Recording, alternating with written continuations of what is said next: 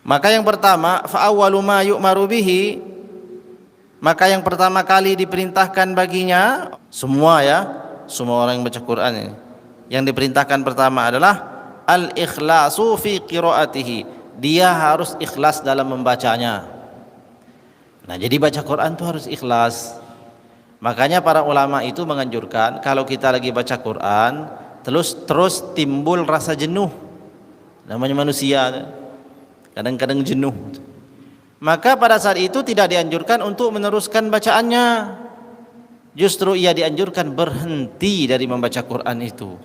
Kemudian dia mengintrospeksi dirinya, apa yang bisa menyebabkan dia jenuh sehingga dia tidak bahagia pada saat baca Quran itu.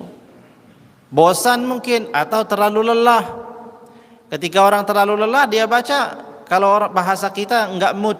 Nah, pada saat enggak mood itu jangan dipaksakan. Tapi berhentilah sejenak atau carilah kebahagiaan, apa yang bisa menyenangkan hati, asal kebahagiaan itu bukan perkara maksiat.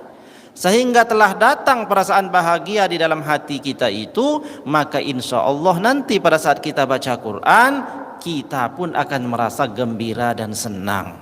Nah, enggak diperbolehkan ini. Maknanya itu tidak baik kalau orang baca Quran itu kalau enggak ikhlas, itu bacanya kerasa gerusuk, enggak senang maknanya di dalam hatinya itu. Kesel. Nah, berhentilah dulu itu. Cari kesenangan biar hatinya terhibur baru baca Quran. Ini perintah yang pertama ini, al-ikhlasu fi qiraatihi. Dia harus ikhlas dalam membacanya.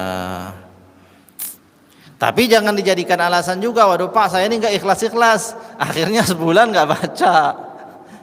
Dibaca nggak enak tuh, oh, belum ikhlas, ini ulang nggak baca, nanti nunggu ikhlas tahun nggak ikhlas, bukan begitu. Jadi ketika dibaca tuh kok rasanya gimana gitu, kok kurang nyaman, tenang, ya berhenti dulu, istighfar yang banyak, ya, istighfar yang banyak. Nanti Allah kasih ketenangan lah baru baca. Kemudian selanjutnya, wa ayyurida bihallaha subhanahu wa ta'ala, ia ini menginginkan dengannya bacaan-bacaannya itu dia hanya mengharapkan daripada Allah Subhanahu wa taala, tidak mengharapkan yang lain. Nah, hal yang demikian ini mesti juga dipahami, sebab banyak orang juga menyimpulkan tanpa ilmu. Oh, kalau begitu nggak boleh kita ini, kan ada orang ini baca Quran supaya Allah berikan lancar rezekinya. Lah katanya nggak boleh, kalau yang demikian itu nggak ikhlas. Sebenarnya penjelasannya bukan begitu. Baca Quran itu memang harus ikhlas kepada Allah Subhanahu wa taala. Yang benar itu adalah baca Quranlah kita. Setelah kita baca Quran lalu kita berdoa. Doanya tadi kan sudah disuruh untuk perkara-perkara yang penting, sebagiannya untuk dunianya, sebagian untuk akhirat. Kalau dia tidak meminta seluruhnya untuk akhirat. Jadi maknanya itu adalah makna bertabarruk dengan Quran atau bertawassul dengan Al-Quran. Setelah dia baca Al-Quran, ayat apa saja yang dia baca, baik itu berulang-ulang, lalu selanjutnya setelah selesai dia membacanya, dia berdoa. Doanya itu disandarkannya pada keberkahan bacaan Quran itu. Ya Allah, dengan keberkahan daripada ayat ini, ya Allah, dengan kemuliaan daripada ayat sucimu ini, maka perkenankanlah aku untuk engkau berikan perkara-perkara yang aku inginkan itu. Ini namanya doa. Tapi niatnya ya ikhlas kepada Allah, itu maksudnya. Jadi bukan, oh kamu ini sholat duha supaya dapat duit ya. Ya enggak begitu. Padahal memang salah satu fadilah sholat duha itu Allah mudahkan rizkinya. Memang sudah begitu. Semua perkara-perkara itu memiliki keutamaan. Tapi niatnya bukanlah kita itu sholat supaya demi duit, demi harta, demi rezeki, bukan. Tapi memang dengan keberkahan semua itu Allah jadikanlah mudah rezekinya. Sholat duhanya nggak usah ingat-ingat apa yang mau dia minta. Pada saat sholat, ya dia sholat dengan ikhlas kepada Allah tanpa mengingat apapun, kecuali ia ini berusaha hanya mengingat Allah saja. Selesai dia kerjakan itu, lalu dia berdoa, mintalah apa yang dia minta. Begitu juga hajat, orang bilang sholat hajat. Sholat hajat Salat hajat tuh, ada juga yang buru-buru bilang nggak ada salat hajat. Mana ada salat hajat? Dalam kitab Al-Azkar ini ceritanya begini. Ada orang yang sakit, sakitnya itu sakit buta. Buta sejak lahir. Yang memang ya kelihatannya nggak bisalah sembuh. Lalu datang kepada Nabi, ya Rasulullah, aku ini buta. Mintakanlah ya Rasulullah kepada Allah agar aku dikasih kesembuhan. Lalu Nabi jawab, kalau kamu mau tetap seperti itu, maknanya sabar saja dengan penyakitmu itu, Allah akan memberikan kamu itu kebaikan berupa surga. Tapi kalau kamu mau aku doakan, kata Nabi, aku doakan. Lalu orang tersebut menjawab, ini riwayat daripada Utsman bin Hunayf. Orang tersebut menjawab, ya Rasulullah, siapa yang enggak mau surga? Pastilah semua orang beriman menginginkan surga. Tapi aku juga ini ingin sembuh. Selain surga ingin sembuh. Lalu Nabi SAW tidak mendoakan orang itu, tapi justru menyuruh orang tersebut berwudu. Pergilah kamu ke tempat wudu, berwudulah kamu dengan wudu yang sempurna. Setelah kamu selesai berwudu yang sempurna, lalu sholatlah 2 rakaat. Ya, enggak 2 rakaat sholatlah, enggak disebut namanya sholat hajat, enggak. Sholatlah 2 rakaat. Setelah selesai sholat 2 rakaat, bacalah doa ini. Diajari Nabi doanya, Allahumma inni as'aluka wa atawajjahu ilaika binabiyyika Muhammadin sallallahu alaihi wa alihi wa sahbihi wasallam nabiyyir rahmah ya Muhammadu ya Rasulullah inni tawajjahtu bika ila rabbi fi hajati hazihi lituqdali Allahumma fasaffi'hu fiyya. Kamu sudah wudhu sempurna, salat kamu 2 rakaat. Selesai salat 2 rakaat, baca doa ini. Setelah selesai membaca doa tersebut, maka orang tersebut seketika matanya melihat. Orang tersebut salatnya tadi ingin apa? Tadi tujuannya ingin melihat ya? Ingin melihat. Maka orang yang punya keinginan terhadap sesuatu, lalu dia salat 2 rakaat. Setelah sholat 2 rakaat itu dia berdoa kepada Allah. Nah, sholat tersebut untuk kasih identitas agar umat ini mudah mengenalnya. Para ulama kasihlah judul sholat hajat. Begitu. Nah, jadi hal-hal yang seperti itu adalah perkara-perkara yang penting. Akan tetapi pada saat dia mengamalkan pekerjaannya, baik dia baca Qur'annya atau pada saat dia sholatnya, ya dia ikhlas kepada Allah Subhanahu wa taala. Jadi perkara ikhlas salat beda dengan apa yang akan dia minta selanjutnya. Meskipun hal tersebut dilakukannya secara bersama-sama atau secara dalam waktu yang sama.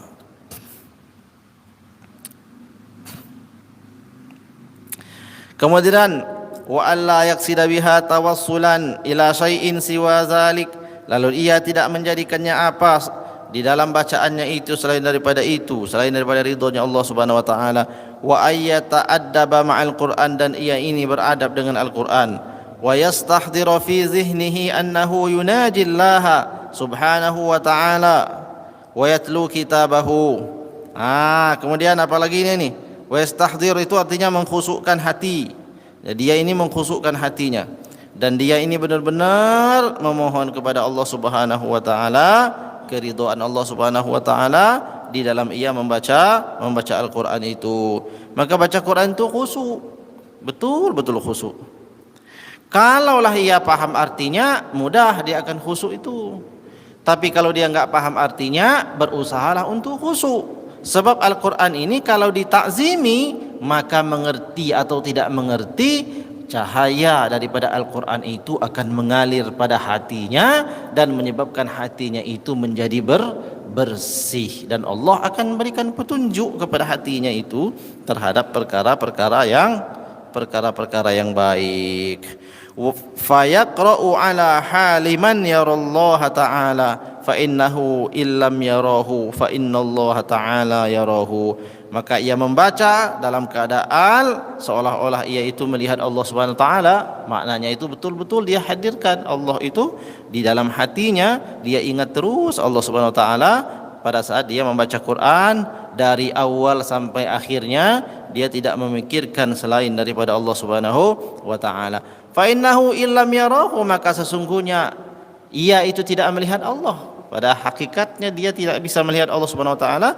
Fa innallaha ta'ala yarahu, akan tetapi Allah Subhanahu wa taala lah yang melihatnya. Nah, bagaimana kita ini kalau kita ini sedang beribadah lalu baca kalamnya Allah, pada saat itu Allah Subhanahu wa taala senantiasa mengawasi orang-orang yang membaca Al-Qur'an itu. Maknanya benar-benarlah kalau kita ini yakin kepada Allah, Allah Subhanahu wa taala itu akan mengijabah doanya.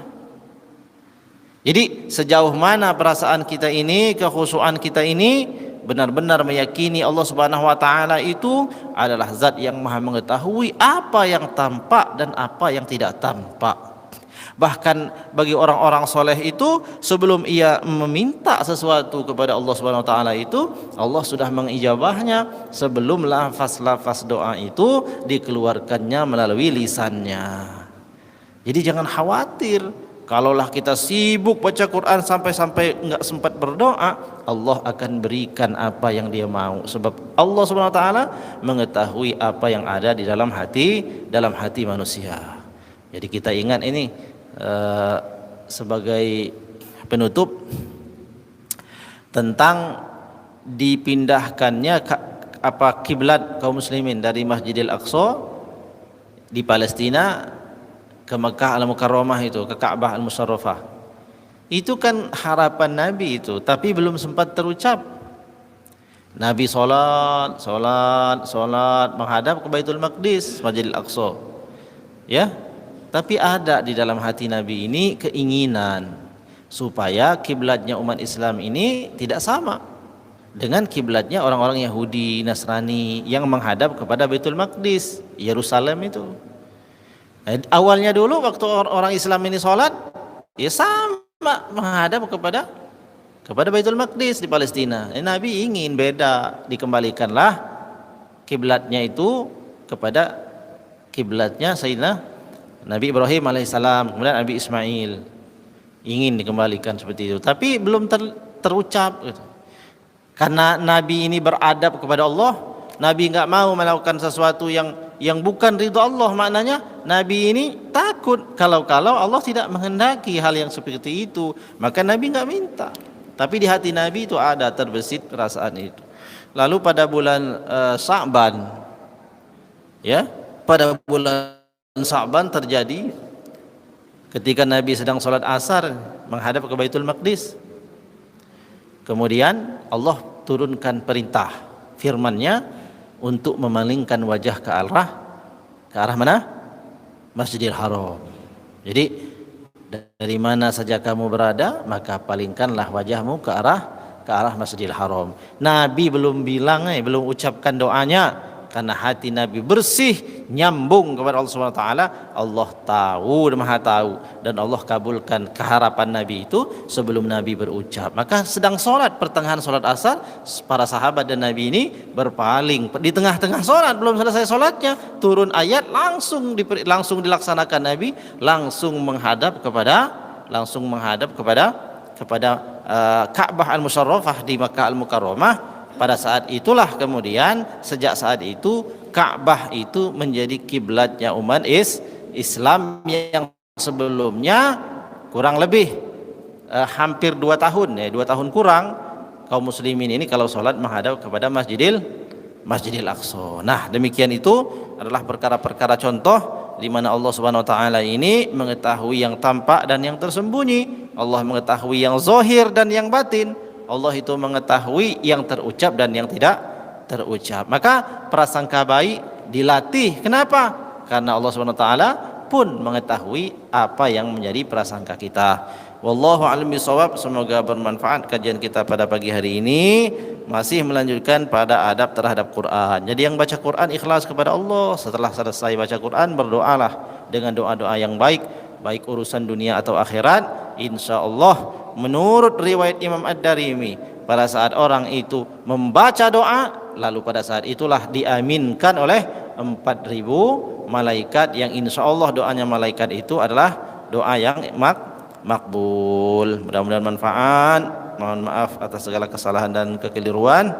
Wallahu a'lamu bissawab. Wallahul muwaffiq ila aqwamit thoriq. Wassalamualaikum warahmatullahi wabarakatuh.